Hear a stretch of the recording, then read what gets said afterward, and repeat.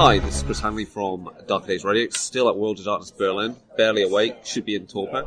Put a stake in me, I'm done.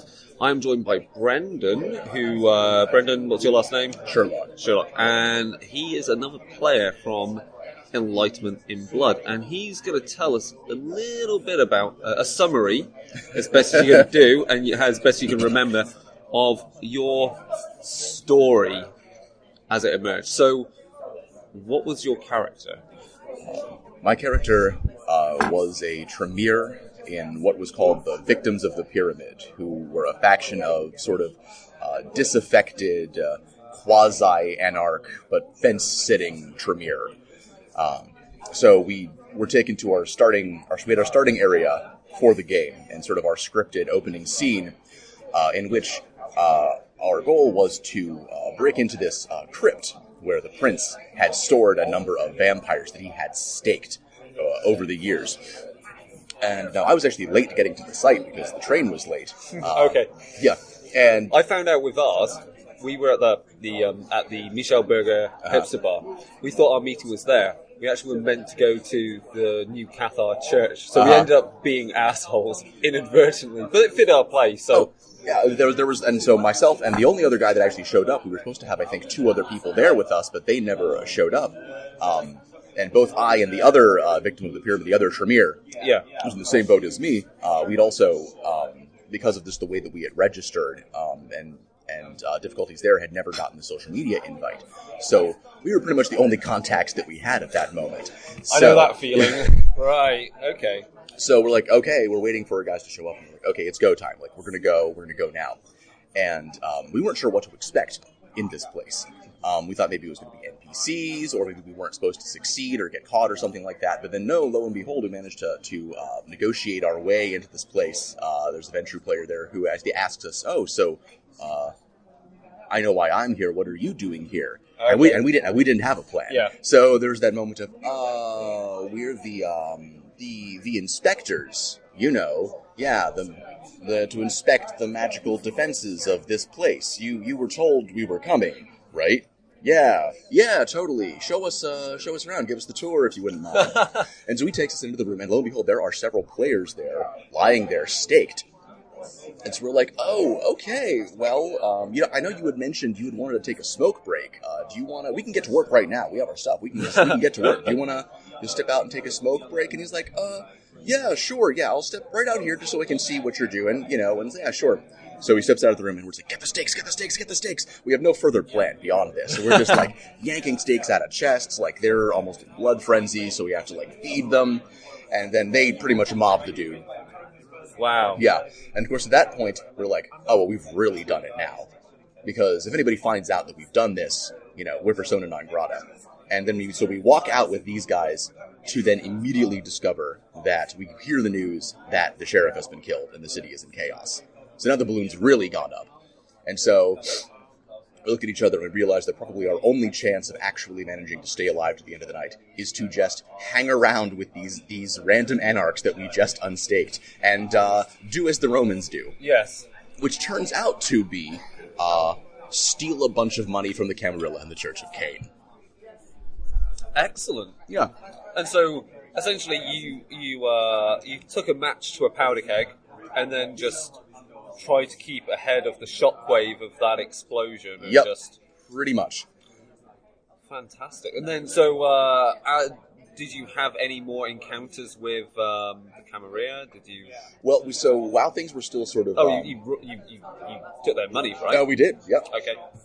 Went to the Camarilla bar. It's very nice there. Indeed. Managed to use sort of some discipline use and some rituals to steal people's fake banking information, to steal all of their fake money.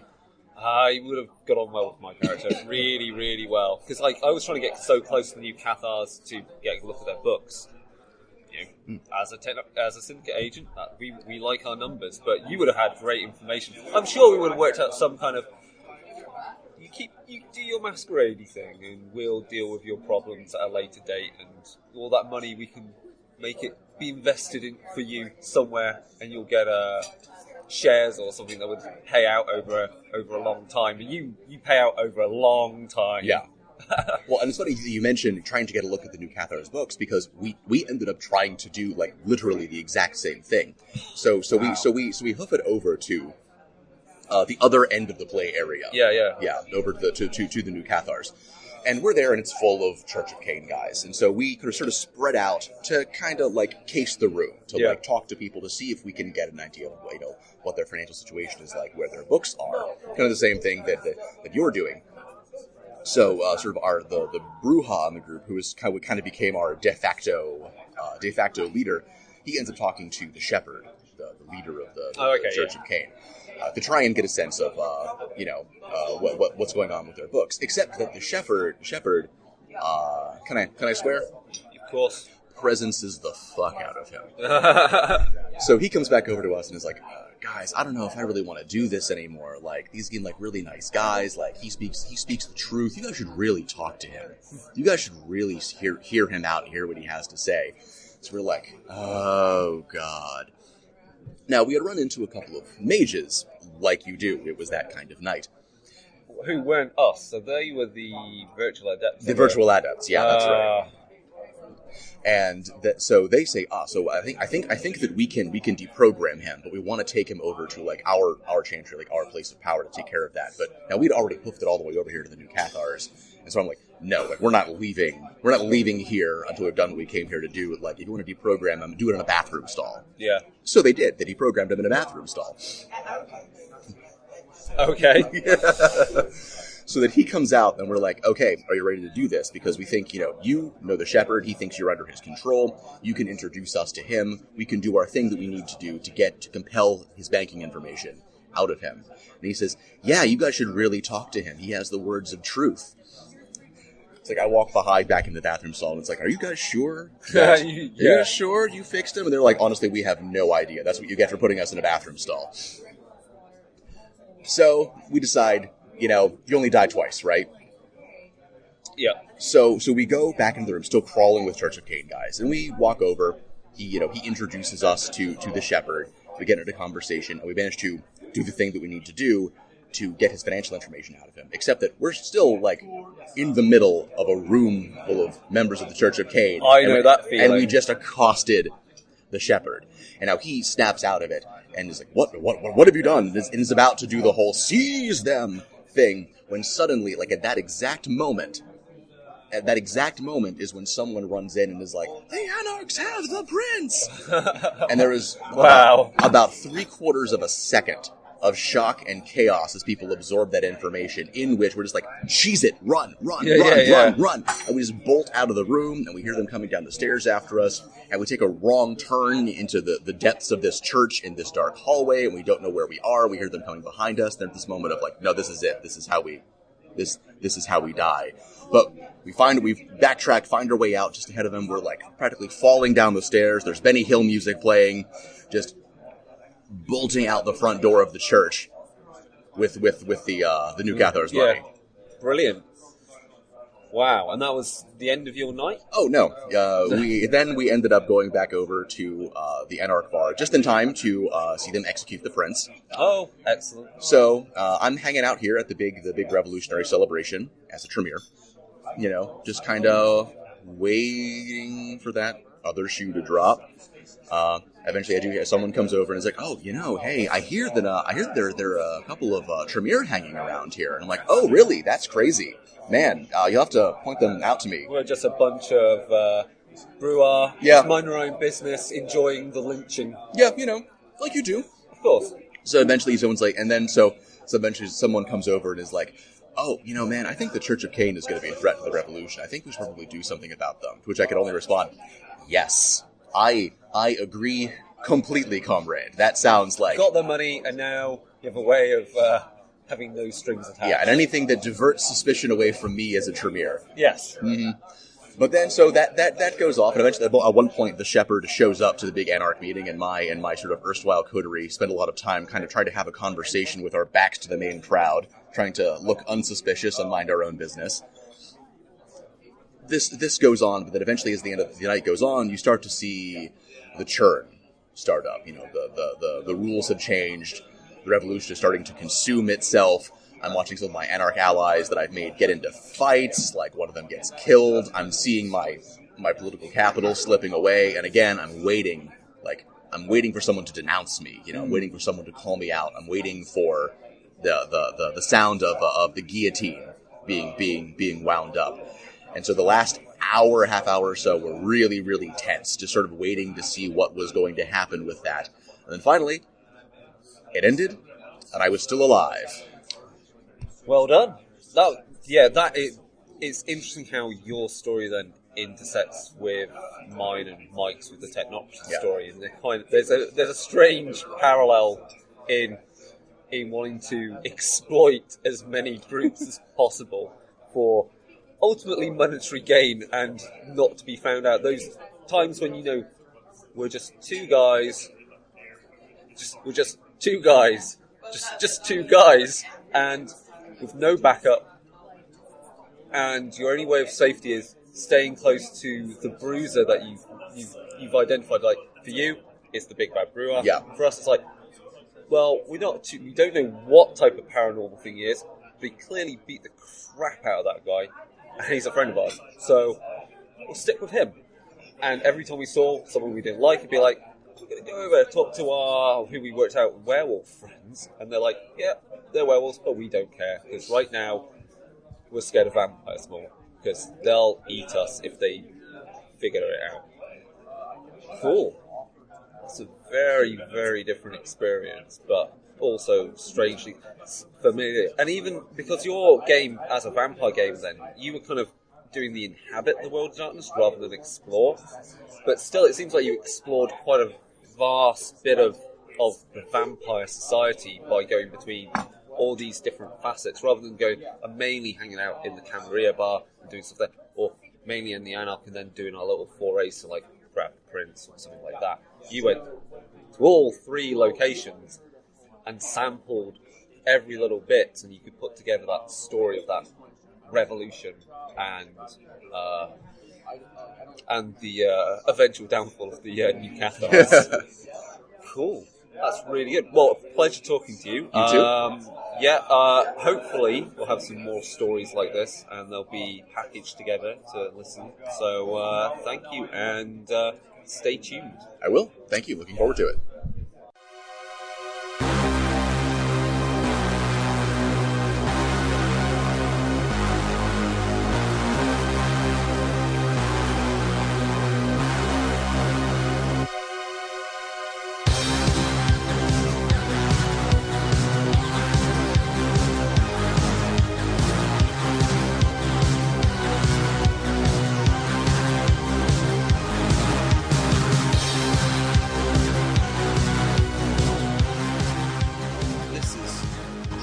Handley again, one of the hosts of Dark Days Radio, and another Enlightenment in Blood player story.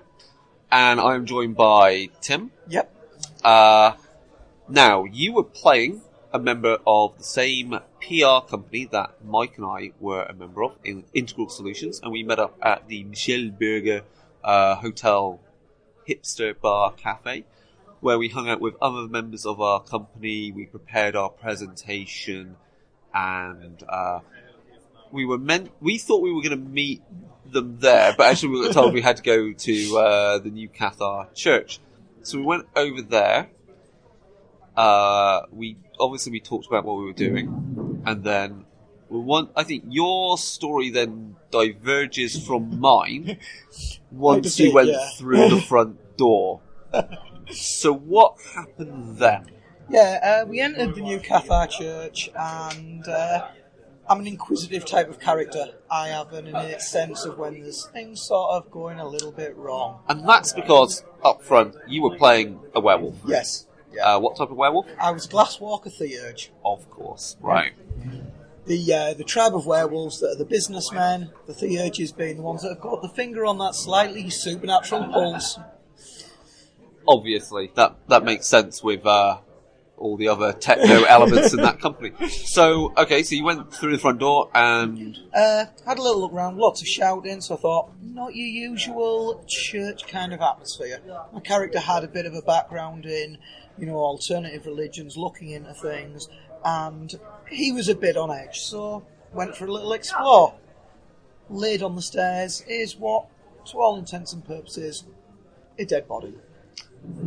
Yes, and I think that's when we walked through the door and you said, there's a dead body. And of course, Mike and I were like, right. Yeah, that was the moment of, let's get out of here, because we can twist anything as a PR company, not necessarily being in the same building as dead bodies. So we then fortunately met our contacts and headed to a nearby bar.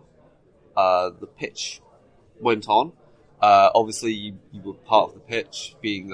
briefly, because more stuff decided to throw itself at my attention.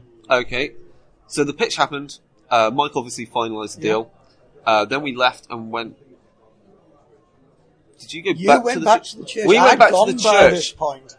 Right, so where did you go? A fellow member of the Glasswalkers tribe had decided that... he will get addicted to feeding off the kindred, off the vampires. Not really something my character as a staunch follower of the wild, slightly friendly with the Weaver, definitely not wanting to be dealing with the worm creatures. Got a little angry, decided, right, this needs to be dealt with. So, both me and another member of our business conglomerate, who also happens to be a member of my tribe, went to deal with this. Found out that he'd been drinking off multiple kindred, so it wasn't, but one in particular who he admitted to drinking off them at least 50 times. And you found this out off him. Where did you meet him to learn this information? In the street. In the street. Yeah, oh, right, cool. Yeah, the other character, Rolf, he had more ties with... Was it Green Action Force? Or was it... No, he had more ties with Rafe's character. Oh, yeah. Who... I don't remember what he was playing. He was playing a Glasswalker, but I can't remember the character name. And... Samuel Hoyt. Yes. So he had more contact with him, and he was like, whoa, I need you to help me deal with this. This is more your kind of thing. Do we need to cleanse him? What do we need to do? We put him on the spot. My character, although he is a Theurge, he's not your archetypal Theurge. He's very, very rage-filled. If it wasn't for the moon he was changed under and everything, he could have been an Aroon. A lot of pent-up anger. Deals with things in a slightly twisted way to what most people think, and he laid down an ultimatum for him. He felt that he was completely in the thrall of this kindred, so he said, before the stroke of midnight, I want you to kill her. Prove that you are a supporter of the wild, and wipe this worm creature off the planet. So, and that was just before then you met Mike and I again, back on the street, outside, going away from... That, one of my business companions had been brutally... assaulted. Not, I would say, intimidated, but still. And there we were, we were following them. Well, they walked past us because we were with you, and they just kept going. And then I believe Mike said, "Oh yeah, that guy's a bit dangerous," and you did not feel happy with that. And given what you are, you mostly had an inkling of what that guy was, because smells of the grave. Wasn't happy yet. At the end of the day, Mike's character was our rookie. And in character, you bench press, and you're just a normal, muscly guy. It's a good way to explain why you are a bit of a brute. Yeah, he pushes himself further than he can. A bit of the base of the character is he's not your typical PR guy. He had money that he introduced into the company from the start. He has flashes of inspiration, but he has no background in PR like the rest of you do. He was a pure ideas man, so he had to do something else to fill his time in. There's only so much more a character can drink. So, bit of a gym bunny, something to sort of try and funnel this rage that's inside him. So I was like, no, I'm not having this. Challenged him. taught him that integral solutions, they're not on people's radar. You don't mess with us. So, in the street, with Rolf there as well, with Mike and I, we looked on as there were those, I guess, 3 vampires. And the one in particular, who was the issue, you walked up to, called out. And then he insulted my hat. Oh, did he? Yeah, which is a little character flaw I put in.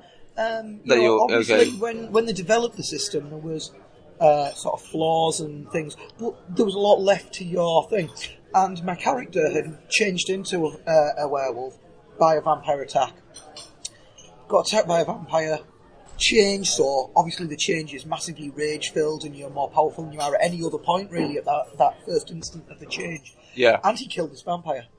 And picked his hat up and carried it with him for the rest of his life from that moment. So the hat he wears is the person who caught the hat that belonged to the person who caused his change. So he's got an almost obsessive compulsion about people don't insult the hat. So, and based upon that, then the brutal smackdown occurred. Yeah. And of course, at this point in the game, that early on, you can't kill a character, but you can certainly maim them. Yeah, you can make them feel a lot of pain. So, and Mike and I were there, and we backed away slowly, watching these obvious supernatural, paranormal, cryptid humans, maybe, but there were obvious sounds of bone breaking and wheezing as ribs cracked, and what was really dumb was that one of the vampires that was next to the guy did the whole I'm disappearing and then reappeared behind us. Like that's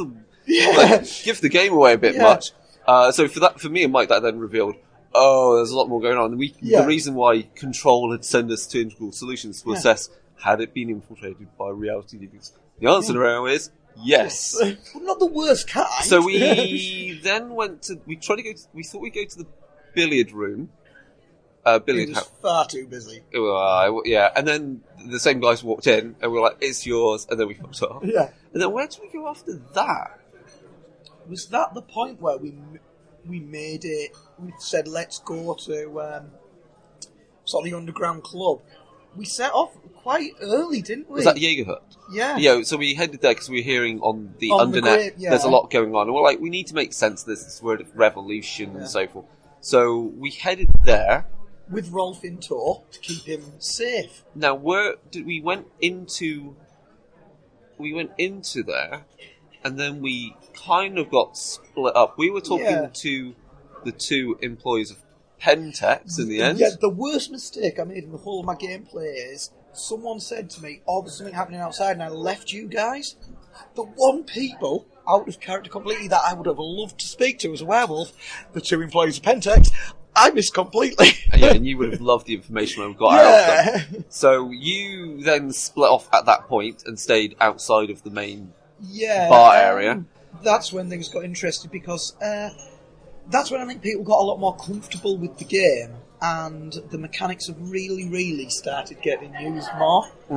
So there was people sort of fighting outside and then people were looking at me going, you really, really want to get involved? Thinking. So how many powers... Actually, that's a good point. How many of your powers were really, really? None. Right. So Mike and I, both our powers were both really, really... A lot of I don't know if all of the werewolf powers, but I know both my werewolf powers were rituals. So we had to find a quiet space to enact stuff. And we were going to do it, and then it all got sidelined. We were at one point going to, when we had Rolf, who we thought had been feeding off all these vampires, we were going to find somewhere quiet, and we were going to do a ritual that basically symbolically killed him and rebirthed him to cleanse him of all the past mistakes he'd done. Yes, he'd have still been bloodbound or whatever to the vampire, but spiritually he would have been cleansed, but then wheels turned and things got in the way. But one thing we have done, and we're going to do it through Undernet, is one of the other groups of werewolves, later on, which we'll get to, had a bit of a set to it, and we're actually going to do some of, roleplay through Undernet of the rituals that the werewolves could do, and moots and things like that, just to add to the story, because although it was a one-shot game, there's so much story to be told. And it's things that can be done because it doesn't affect anyone. It's going to be mediated, the same as the game was. Everyone's happy with the results. So that will probably be on Undernet before it closes down, which will be good. But yeah, when I was outside, you had the typical thing of, although he's muscular, he was wearing a suit. He had a dodgy cowboy hat on. And there was these people, and they were like muscle-bound, shirts off, your typical, all-wear fighters. So someone thought it would be amusing to go to me, I really, really think you want to challenge him to a fight. Oh, damn, if I was only there to lay down a bet. That started the ball rolling. So was this the underground fighting ring, the Losers Club? I have no idea what it was. It was just these people fighting, and one of them, because I was stood watching, drinking one of many beers, because my character, borderline alcoholic, because he metabolizes everything so much quicker because he's a werewolf, his body. So to get any kind of buzz, he finds he has to drink more and more and more. Yeah. So he stood there with a beer, and then, we really, really think that you should fight him. So there we go. And it was great because I think every fight we got into, although the mechanics were really simple, the players wanted them even more simple. We showed sort of fingers at the start and went, right, you're going to win that. Yeah, let's just role play it. And it was great. I was thinking with my really, really, your investment will either really, really fail or really, really pay off. I was wondering, because that's obviously manipulating the odds. Yes. Do you think in a fight that would have meant, say you had 5, if we had a fight, would that mean look, I'm basically going to Agent Smith you on this one. And it's not that I'm very good at fighting, but the odds mean you win, or maybe you just hit air. Yeah, that would be a complete role play aspect, which would have been brilliant. And I could have done the dodging fists, and it's like, I'm not good at fighting, it's just, you just happen to miss. Yeah, or it could be that, you could have, obviously with it being sucker punched you. It could be daft things like, you've had that one beer too many that you haven't assimilated yet, so you swing wildly and stumble, so you get a dodgy I mean, it would have been great. You could have really played up on that. I think it was sometimes with these powers, it's sometimes how far can you interpret it, that it still plays to what it means. Because to do that would mean I would have to go, my investment would be, I'm going all in. Yeah. Which is, I normally have 2, and I'm going for 3, which would be dangerous. But what you see with that power, though, that with it itself, I think a lot of the game was down to players working together to make a story. It really was, and it was about. So if you'd have done that on me, even though my combat skills would have been absolute annihilate you, if you'd have done that, that power, we could have just gone from the start, right, let's really showboat this, let's showboat a werewolf fighting Agent Smith and failing miserably. And it would have been brilliant. It would have been great to have got that on camera, because my camera can do slow-mo. That would have been cool. But this is the first time that in Europe we've had a massive World of Darkness event. And Nordic as well, and we're hoping it's not going to be the last. No. So all these things that we've learned from this game of Enlightenment in Blood can be put into all the other games. People, I think, for the first hour or two were nervous because they're so used to playing chronicle games where you look after your character and you don't want bad things to happen. Yeah, if you die, it's only for the one night. Yeah, playing that one shot, whereas now I think everyone will be able to think of, no, I go in, hammer and tongs from the start, because if I die, I die. And I can't die before midnight, but if I die after midnight, we're in the bar that the after party's going to be at. So we just stand there with a beer. So, how'd you fight? Yes, first of many, because then other people wanted to join in. More werewolves. Werewolves, out of character knowledge since the event, Redcaps. So I heard about them. Changeling Redcaps, werewolves, gangs of vampires, everything. And it was great because everyone was just like, and you were having people who weren't combatants leaning in from the side and dropping really-reallys in on everyone. So you're really scared, and then someone else, you're really aggressive. And it was amazing because... And is that all? Does that all occur in the Jaeger? Or the outside of the the courtyard. So this was all going on while we were indoors. You were literally about 3 meters away, probably. Holy shit! No wonder the Redcaps were there. Because as we then left, I think Rolf came in and said, "It's not safe here. You should leave." Clearly, know what was going on. And Rolf's like, "You're friends of Klein, so we don't want you getting beat up. You're clearly not werewolves. You're clearly not pendants. You're clearly not vampires." you're just nice guys. And he helped you out. So, you get out of here, we'll deal with things. And that's when the guys got killed by the Redcaps. So, okay, so you did all your fighting in the Jaeger hut. Yeah. And what happened next? So, again, we diverge again. We do, because there was two sort of situations. I'm trying to remember for the life of me which happened first. I'm sure the Prince enters first. Prince enters where? Did you miss this? Right. Did he come to Jaeger hut? The Prince came to Jaeger hut about the stroke of midnight. The Prince turns up at Jaeger hut to find out what's going on. With an entourage. And I mean, he must have had about 20 people with him. Turned up outside, walks in big, proper set piece. Stayed there. Proper set piece, Prince, the long flowing coat, quite obviously elder vampire. Powerful, you can feel the power radiating. I may have seen him in the church, in the Newcastle church. Yeah, you can see him radiating power. And he walks in. And that was it. It was, lovely, we don't have to find you. My character stood there going, what? Because he was lynched. Mob, it was, you use the Agent Smith thing, in the Matrix where Agent Smith multiplies himself. Yeah. You've got Neo stood in the middle and they just start coming from all sides. It was like that. Wow. Literally all these anarchs just jump the Prince, gone. Wow. Revolution, taking the head out.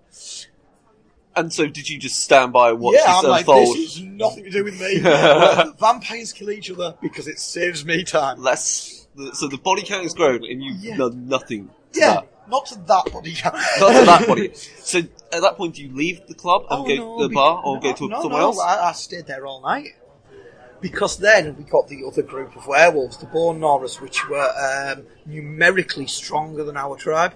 There was 2 packs of Born Norras. One of them that probably had about 8 members, and the other that had 5 or 6. Or that's what it seemed. So there's all these Born Norras. Oh, you didn't come and clear out the vampires, though, did you? No. Some of them. We killed some. I think my kill count was about 14, something like that, by the end of the night. But then we got werewolf politics, and it was great. We had the... And this is all happening side by side with an anarch revolution. Yeah, and we're shouting about stuff that the vampires should have been going, what are they going on about? Because we're talking about renouncing people from tribes, we're talking about the worm, we're talking about leeches, and we're calling them leeches. You know what I mean? Because we're getting angrier and angrier because we're facing off. I think, for those of us not playing vampires, we were actually more cagey about what we were. And that's why our business meeting was so fun, because we just played it as madmen. All of us. We all had been chatting beforehand in the taxi over so that we knew each other's background in LARPing, background in roleplay. Roughly that none of us were playing vampires, because that was kind of important with us. Well, we knew it, because where we were meeting was we could leave whenever we wanted at that. But we played it down the line. There was some of us who obviously knew things, like you and Mike knew that each other previously. Me and Rafe's character were both pack mates. Unfortunately, the CEO couldn't make it, but we had links with her as well and things like that. Yeah. But so there was secrets within secrets that some of us knew things about others, and others had no idea what. Yeah, me and Mike were pretty cagey with it, but I think that we could have just been mortals for all you knew. Exactly. And because we were told our brief on that company was it's not masquerade as in the vampiric term, no, it's the masquerade, but a masquerade group of everybody is assumed to be mortals. Yeah. And that was brilliant. And to be honest, I think I'd rather I hadn't had I can't remember his name playing. I would have, to be honest, I didn't need to know he was playing the virtual island. I think I'd been happier not knowing, straight, because I could have just I was getting on with the game. I was like, I'm just playing mortals. Yeah. The problem I had is, in a way, because obviously we're all only human. If you have information, sometimes it can skewer what you do. Yeah. Because I knew, because he blurted in the taxi, I didn't really roleplay with him outside after once we left that meeting. Because I didn't want my roleplay to be skewered by knowing what he was. I wanted to partition it for long enough until it could be obvious that it was an issue. So the werewolf politics started, and that was brilliant because we had the Born Norra main pack didn't have an alpha. We officially didn't have an alpha because we'd never sort of decided on it. But I declared myself sort of de facto alpha, and because no one argued, I was like, yeah, I'll run with that. Because, you know, if you declare yourself in charge and no one challenges you, you're pretty much in charge. Yeah. But then me and this leader, I'm not going to say it was the alpha because they've said it wasn't an alpha situation, were face to face about stuff that had been happening within the werewolf stuff. He was like, I can't believe you're willing to renounce someone from your tribe instead of purifying them. I'm like, drinking from 50 plus leeches? And this is all in the last hour of the game. This is in the last hour of the game where we could go hammer and tongs, rip each other's heads off. And so this is while me and Mike are just kind of like coming back from the Camarilla, in the Camarilla bar, and then working our way back to Jaeger Hut, because we knew it was the end game was there. And that's why we hung out in the bar, because we were just like, there's a lot of people in there, and we're just like, we know it's dangerous. So yeah, we got face to face. We role played it out really, because there was me and his pack. Because the other glasswalkers had gone off to do their other things, so I'm literally facing down this whole pack.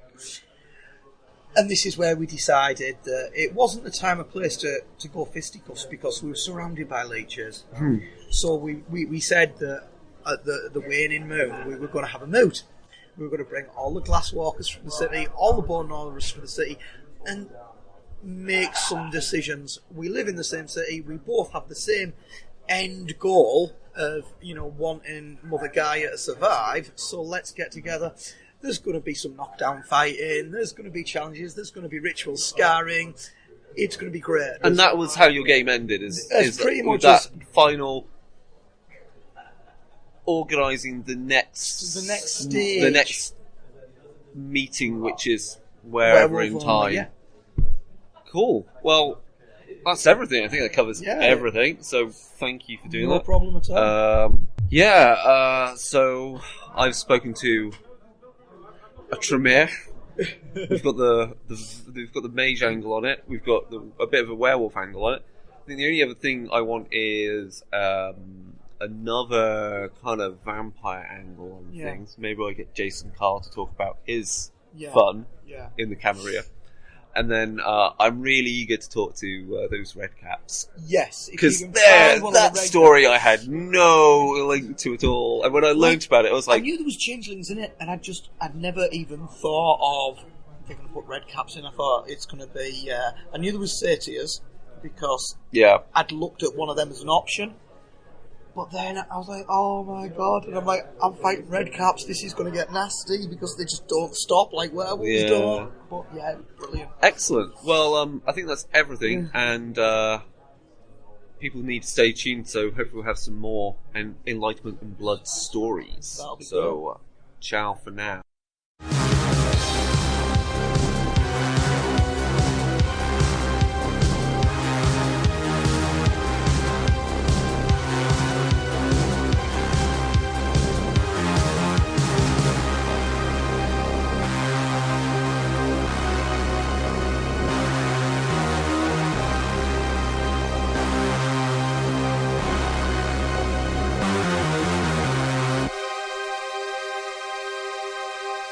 Welcome to another Darker Days Radio interview with players from Enlightenment and Blood.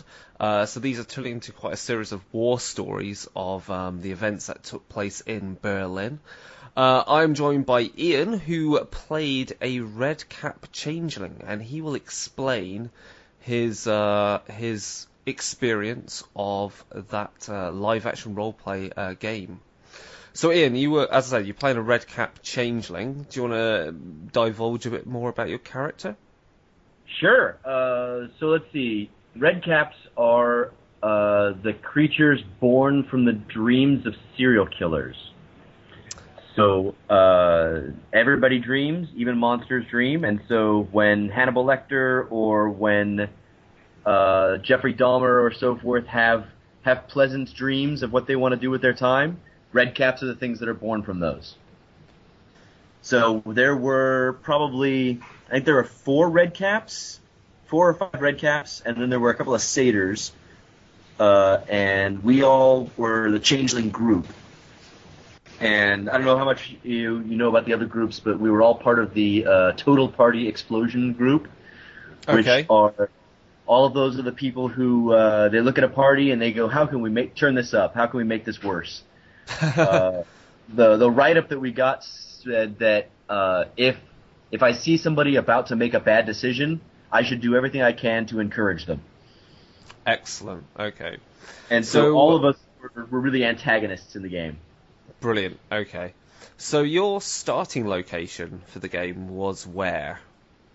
I started at the Anarch Bar. Oh, okay, fine. All of us started at the Jaegerhausen? Jaeger Hut. Yeah, the Jaeger Hut. So you were starting right slap bang in the middle of everything. Yeah. Wow. So, okay. We were there for when so they said, the Game On was kind of tricky. Not a lot of groups got Game On at the same time.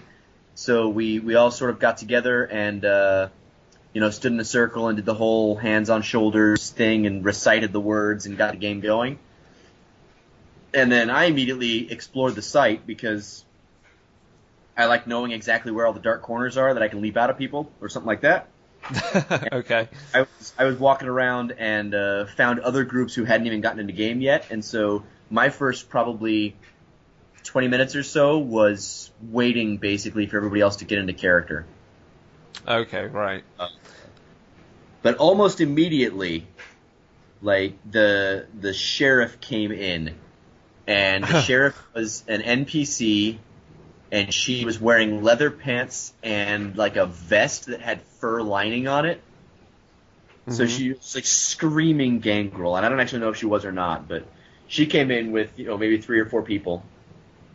And the Red Liberation crew were already there. And she came in and said, basically, you guys are all a bunch of anarchs, and I hear you're talking shit, and you can't do this, and she came in and picked a fight, and from where I was standing, Red Lib didn't miss a beat. They didn't even give her time to take a breath. They were just on her and beating the fuck out of her, and there was a furnace, like you would have to heat the room. Yeah. And it was one of those floor-to-ceiling rectangular things, so the exhaust went out over the roof. And they'd set up like flashing red lights behind some wood, so there could be this illusion of fire in the corner. And she went down like a sack of potatoes, and Red Lib then proceeded to take a bunch of pictures over her dead body, like big game hunter style, where guys were standing over her and posing for selfies, and it was ridiculous. So you basically saw the thing that kicks off a lot of the plot of the entire night. The energy in the room was like electric, like right away. So we milled around a little bit. We got a beer. We had enough time to meet each other in character, and then the sheriff and her cronies come in, and then they got killed. And the Redcaps started making jokes about not killing the deputies. That was funny. And then somebody else showed up in all white, Malkavian Primogen, I think. Right. So she showed up 5 minutes later, and also very quickly got killed. Wow. Okay. On the same dance floor, and there was no pretense. It turned from a shouting match into violence almost in the span of 2 minutes. So all that is going on while, for me and Integral Solutions, we're sat in some hipster cafe bar working out our pitch to the new Cathars on their advertising. So a very different experience. Ours is like a business meeting and getting ready to go and having a drink and having something to eat, while you're experiencing full-on violence, or at least witnessing it. Well, and so one other thing, so Redcaps are all about emotion. All the changelings are really about emotion. And so we're sort of hovering around the edges, letting the Anarchs do their thing. And one of us was playing what's called a grump, which are old changelings that have sort of given up on creativity and are just waiting to die, and they're super depressed.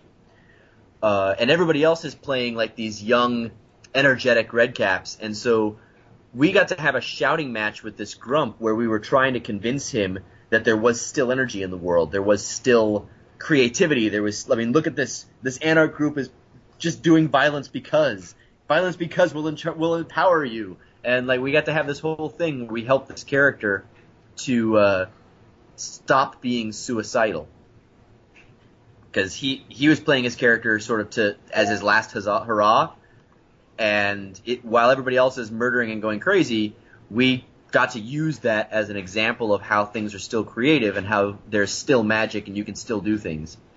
And so that was super cool for us from a changeling perspective.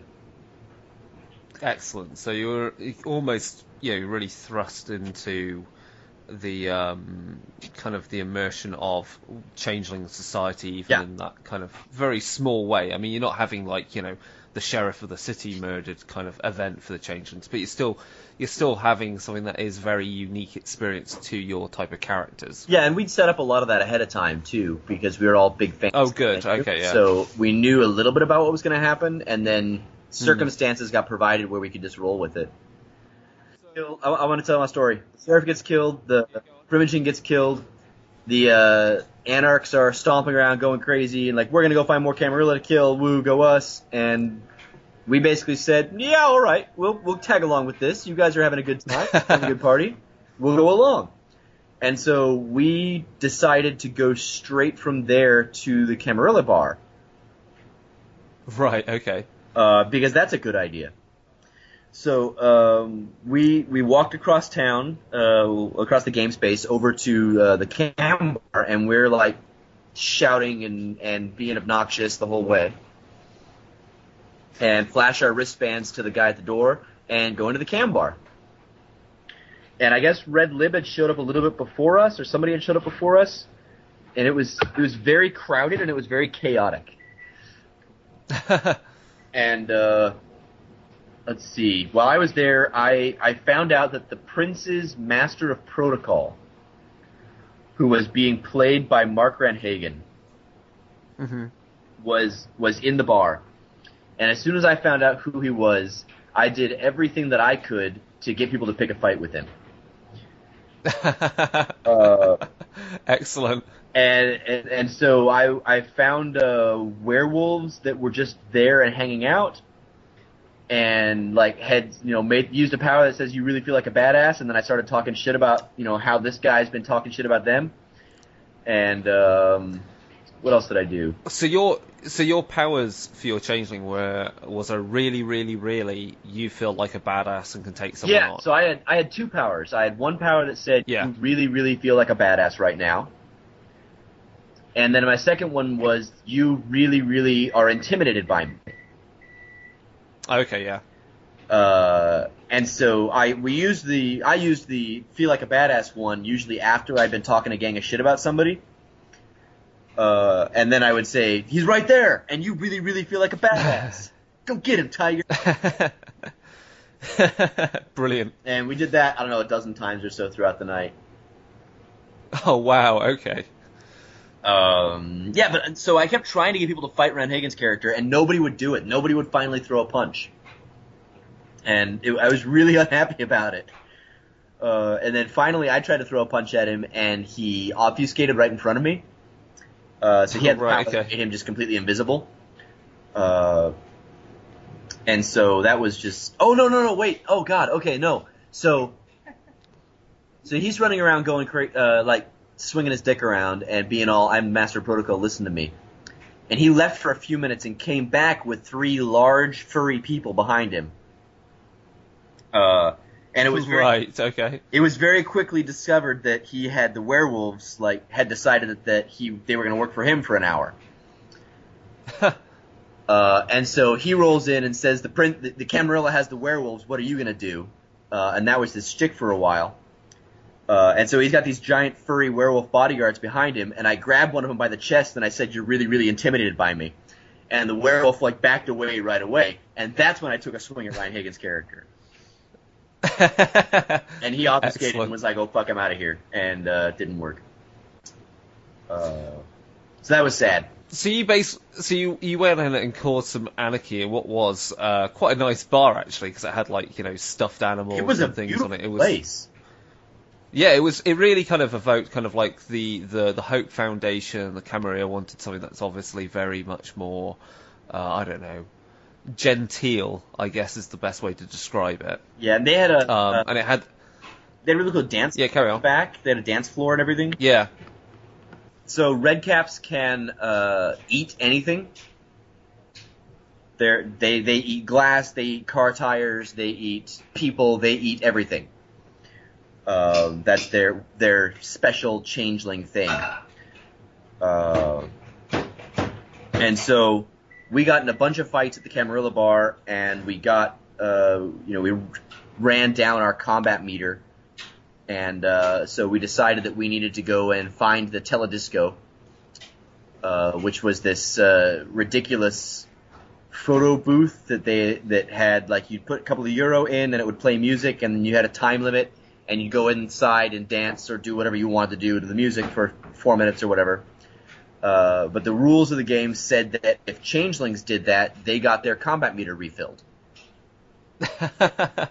I've seen the videos. It looks wicked. Yeah, it was great fun.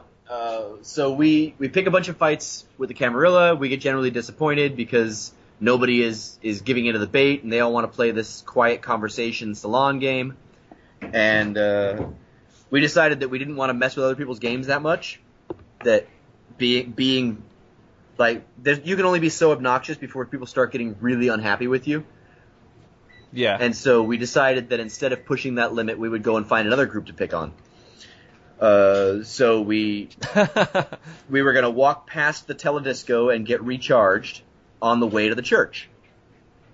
Oh, excellent. Okay. And so we leave there, and by now we're like 2 hours in the game. Right. And walk back across the whole space, and we stopped at teledisco, and you've seen videos of that. Of us like banging on the door and role playing, people having sex in the booth to the music, and so then we walked through and tried to go to the church. And we got about halfway. And did they let you?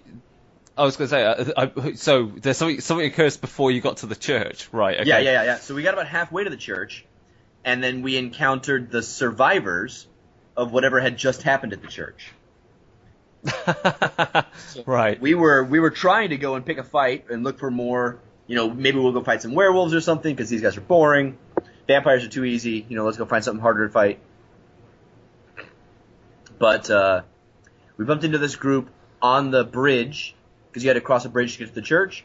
So we're like halfway across the bridge, and we see, these guys are all players, and so we all regrouped, and they told us that nothing was going on at the church, that everybody was dead or running. And we said, well, fuck that then. We're going to go back to the Jaeger house. Yeah. Because at this point, we'd been walking around for maybe a half hour and couldn't find a bunch of other people. And we remembered that if they said you didn't know what to do or didn't have anywhere to go back to the Anarch bar, because that's eventually where shit's going to go down anyways. So we said, all right, we went to one or two spots. Let's go back to the Anarch bar and just decide to take over the Anarch bar. We'll just make it the Redcap party house. And we're like, all right, let's do that. So we get back to the Anarch bar, and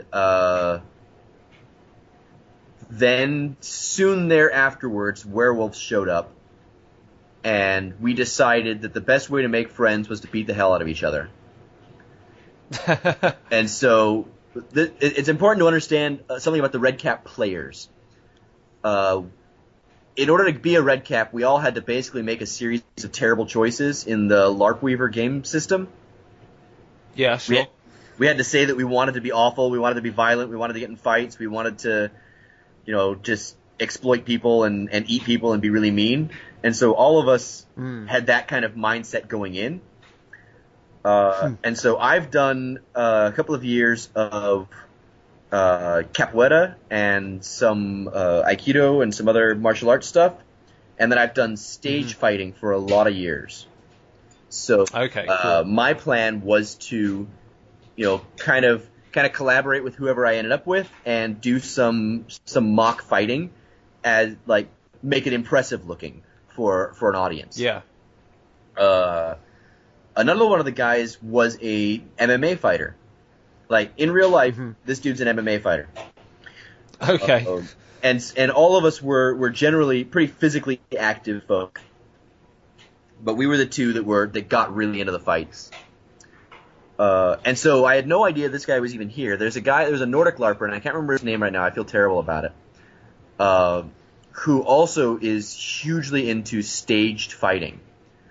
And he was the one that I had intimidated in the Anarch bar, or in the Camarilla bar, and I didn't know that.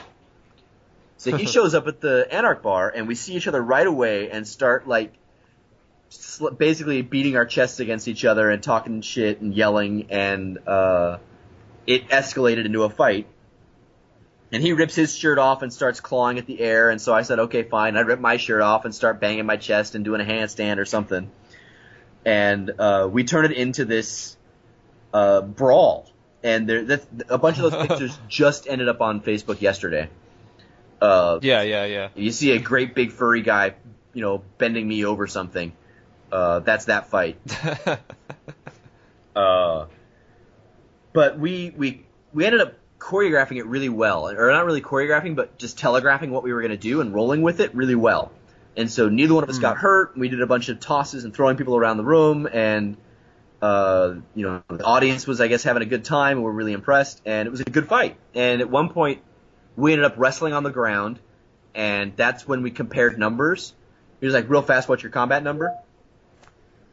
And so he had a higher number than I did, so I'm going to lose. We said, okay. So we got up and threw me around a few more times, and then I just didn't get up again.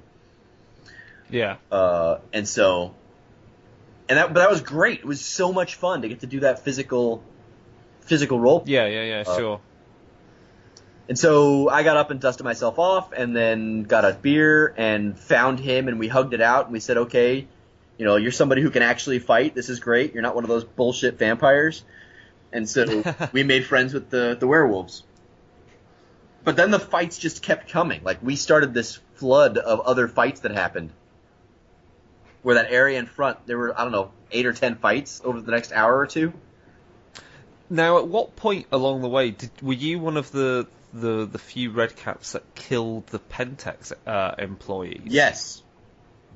Brilliant. So, so I imagine while you were doing all this kind of like all these fights between the Redcaps and the werewolves or whoever else would willingly, participate in such, a brawl. Yeah.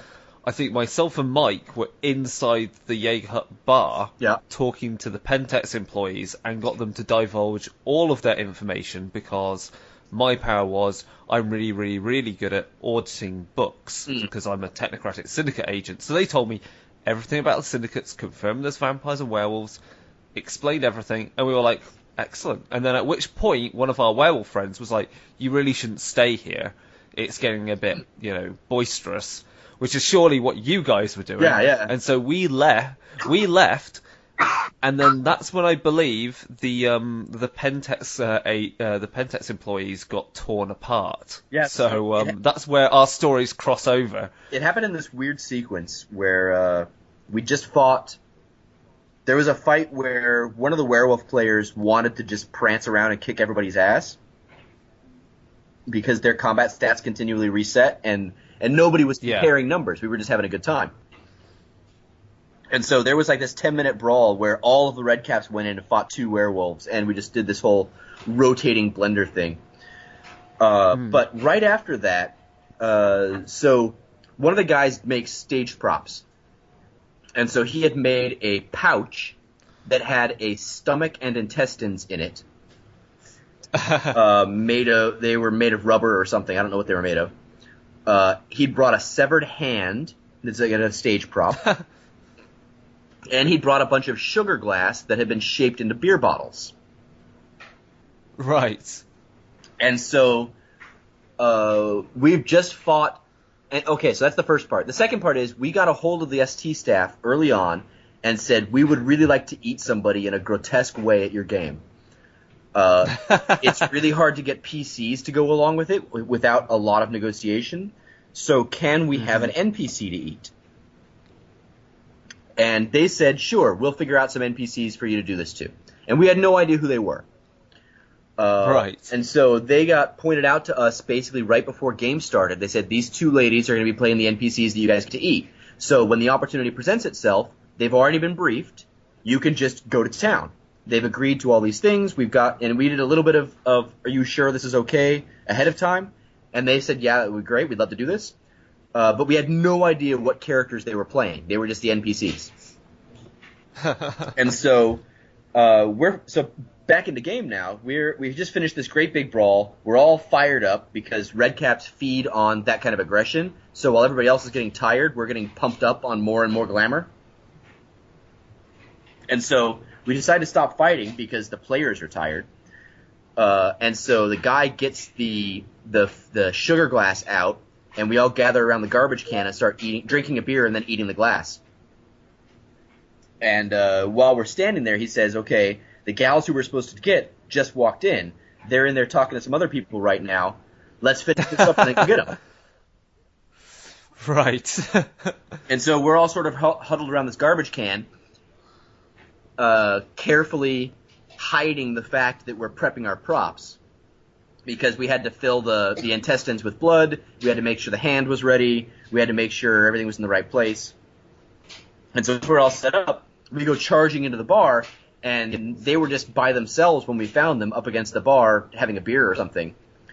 And we came in and we're hooting and hollering, and we saw them and let the frenzy take us over, and basically just dragged them off and proceeded to lay into them. And they went along beautifully. They were screaming and thrashing, and Mario, I think we held them down, and he had the intestines in a fanny pack right at his belt, and so he leaned way over the girl and made noises, and then there's this ripping noise, and he starts pulling links of intestines out right over them. So brilliant. Yeah, there's this blood spray everywhere, and it was awful, is what it was. It was really terrible. And then, so we did that whole thing, and and then another vampire showed up and decided to start feeding, and so a vampire started feeding on somebody while we were doing that, and that is how your Pentex executives got devoured by Redcaps. Excellent. And so we fire carried the gals, we picked up the bodies and dragged them out back, and then they went out of character from there. But yeah, basically the Redcaps jumped somebody and then carried them off, and they were never heard from again. And that then leaves, what, about an hour or so left of gameplay, I think? Yes. I think that takes you to about midnight, doesn't it? Yeah, there's one other major thing that happened for my character that I think was really cool. So, Redcap, changelings are super tasty. Vampires think that changelings are delicious. And so there's one guy who's I've been kind of harassing for the night, and so he comes over to me after all this, and I'm trying to catch my breath. And he puts his hand on my shoulder, and he says, "You really, really want to please me." And I said, "Okay, I'll play along with this. I'm feeling kind of tired, so I'm not going to get super energetic, but I'll say, yeah, how can I please you? Yeah, you seem like a cool guy. What can I do to help you? You know, I'm all about parties. Maybe I can bring somebody over for you to play with." And he walks me over to somebody else, who's turns out to be another vampire, and basically gives me to her and says, you know, if you really want to please me, you got to take care of her. And I said, okay, that's neat.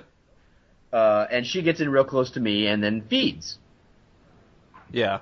And then I think so. It ended up being 3 vampires fed off me over the course of like a half hour. And so I decided, 1, because Ian's tired, and 2, because I've been fed off a bunch, that it's time for me to possibly fall over and die unless somebody saves me. Right. So he feeds off of me and she feeds off of me, and then I sort of fall to my knees and I'm leaning up against the fence and acting out this I'm done for, sort of passing out. That was weird. That was so good. Oh my God, the best orgasm ever. It killed me. And I hear one of the other Redcaps shouting, "Jack, Jack, oh my God, Jack!" Except my character's name was Jack. Yeah. And so I watched 2 of my Redcap buddies come running over to me. At the same time, I look up and the vampires are just quietly walking away. Like they got their meal, and then more Redcaps are showing up, and they're like, we're just gonna split.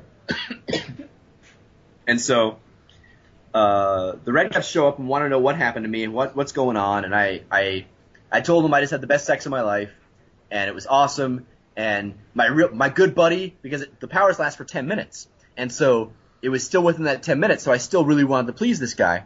And so I kept saying, my good buddy hooked me up. He was great. He brought me over to this person, and they were fabulous, and you should help him out. And I pointed right to the guy who'd done it to me.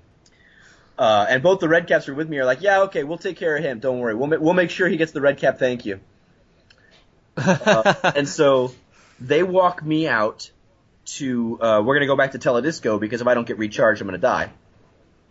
Right. So two of the guys walk me all the way out from the Anarch bar all the way down to Teledisco, and we're supposed to stay there for 10 minutes and then come all the way back.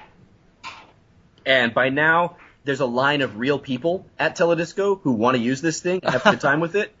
And so we decided that we were just going to sort of loiter and hang out for our time and then go back into game instead of waiting the hour or so it would take us to get through the line. You feed off the glamour of the people dancing there. Exactly. Yeah, that's fair enough. Exactly. And so we're out for maybe 15 minutes, and when I come back in, my other Redcap buddies have convinced a different vampire to stake the one who had eaten me. And so he's like, I walk in right as he's getting staked. Pow, he gets staked and falls down. And now the power's worn off, and so we're like, awesome, let's go have dinner. And so we pick up this guy and we drag him back into the alley. And the gal who had fed is coming after us like, no, you volunteered, what are you doing? You said this was okay. And so we get both of them out in the back where there's nobody around. And there's 5 Redcaps and 1 staked vampire, 1 angry vampire. And so we said, off game, we're going to eat you. There's only a half hour of game left. How do you want to play this? And the guy says, well, I know there's only a half hour left, but I would kind of like to live and play through the whole end of it. And we said, okay, we've got this severed hand. How about if we just take your arm and, like, laughably leave you to crawl your way back out of here? And he was okay with that. So we, so the 2 vampires that decided that it would be funny to try to eat the changelings got their arms eaten and unstaked and had to wander back into the gathering of the Anarchs at the end. I think I saw that guy wandering around right at the end as well, so makes sense. Yeah, but I thought that was really cool. That was the if you're left alone with a vampire, odds are good they're going to do terrible things to you. If they don't kill you, vampires should be really careful about the people that they mess with, because they might come back with 5 Redcap friends.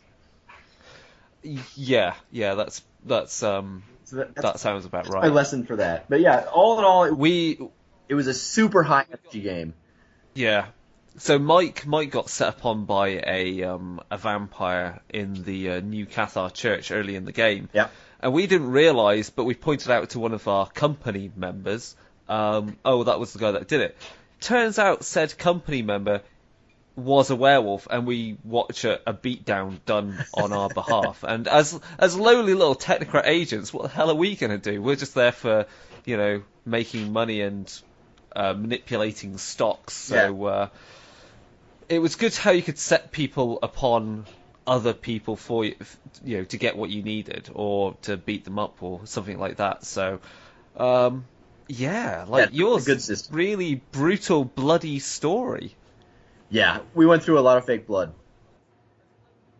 But I mean, that was our job. Our job was to push it to 11. So. And so really, for your game, it was more the inhabit the World of Darkness, as in you were Redcap, so you just fully inhabited that role of being near enough at the Anarch bar and just causing mayhem to a certain degree.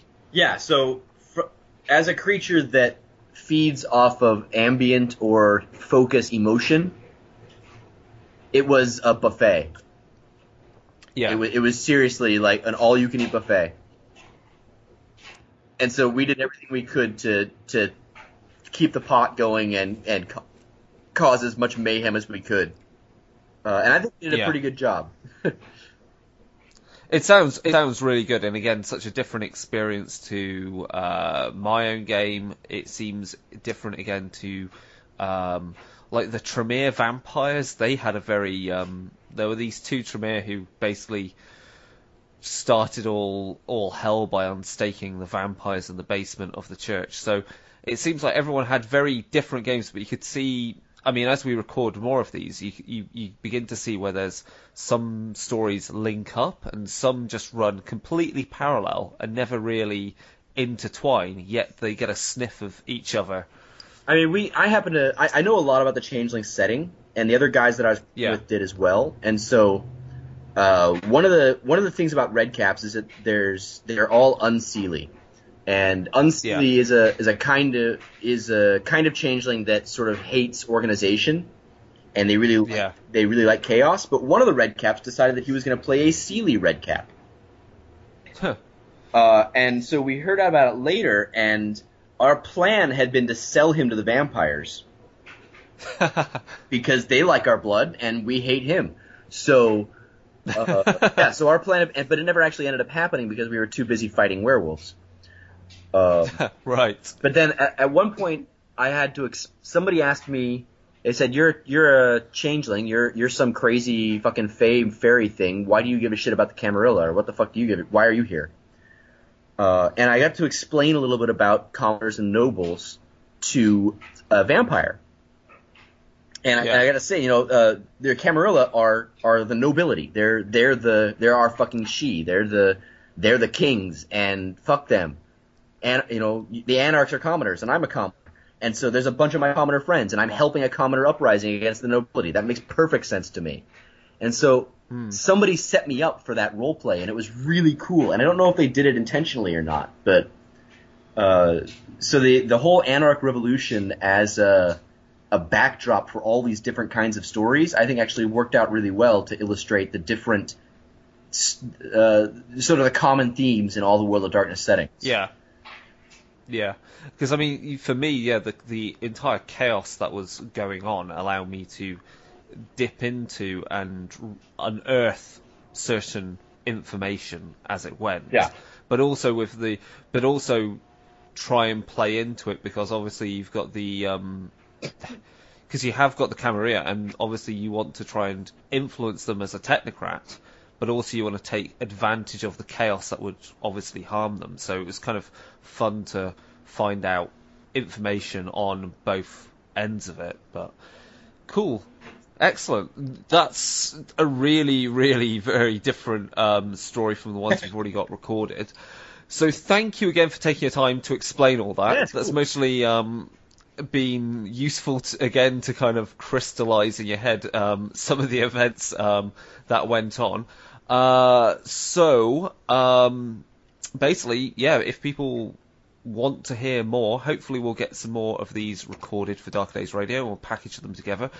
I believe we've got a planned interview with one of the guys that was playing a virtual adept and was also one of the lead programmers behind LARP Weaver, so we'll be finding a bit more about that as well. Matthew Webb, yeah. Yes. He was actually... So, all right, okay, cool. He was sort of following us along, and that'll be a great interview for you. He'll give you a completely different perspective on all the crazy shit we did. Yeah, exactly then. So that'll be really good fun. So yeah, that's everything for now. Stay tuned to Dark Days Radio, and we'll be back at some point soon. So bye.